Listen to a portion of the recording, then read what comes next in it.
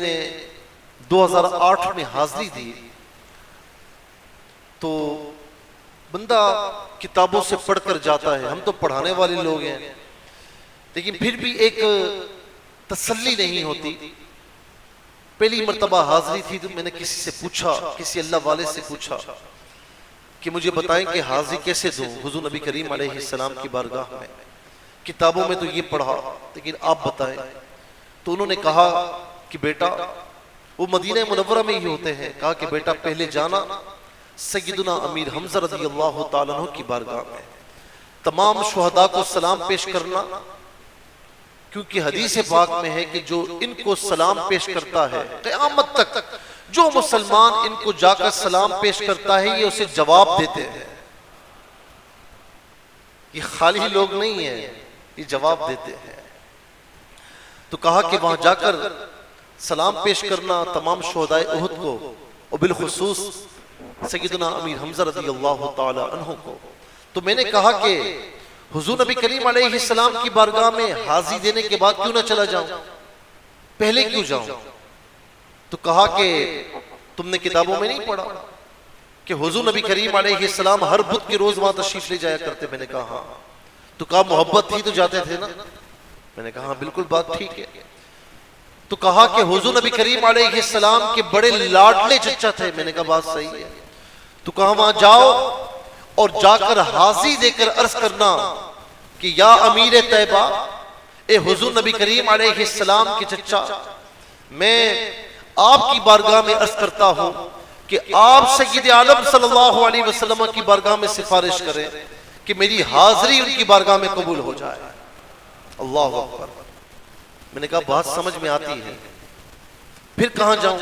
کہا پھر جنت البقیع آنا۔ اب یہ بات کتابوں میں نہیں ملے گی آپ کو، نہ ہی ایسی حاضری ضروری ہے، لیکن اس حاضری کا مزہ کچھ اور ہے۔ کبھی ایسے کر کے دیکھیے گا، اللہ تعالیٰ سب کو لے جائے۔ کہا کہ پھر جنت البقیع آنا اور یہاں پر آ کر سب کو سلام پیش کرنا، اور بالخصوص سیدہ خاتون جنت رضی اللہ تعالی عنہ کو۔ میں نے کہا ہاں ٹھیک ہے۔ کہا کہ اب نہیں پوچھتے کیوں؟ اب تم نے نہیں پوچھا کیوں؟ میں نے کہا کہ حضور نبی کریم علیہ السلام کے جگر کے ٹکڑی ہیں، آقا علیہ السلام نے بضعۃ منی، جگر کا ٹکڑا فرمایا، تو بات ختم ہو گئی۔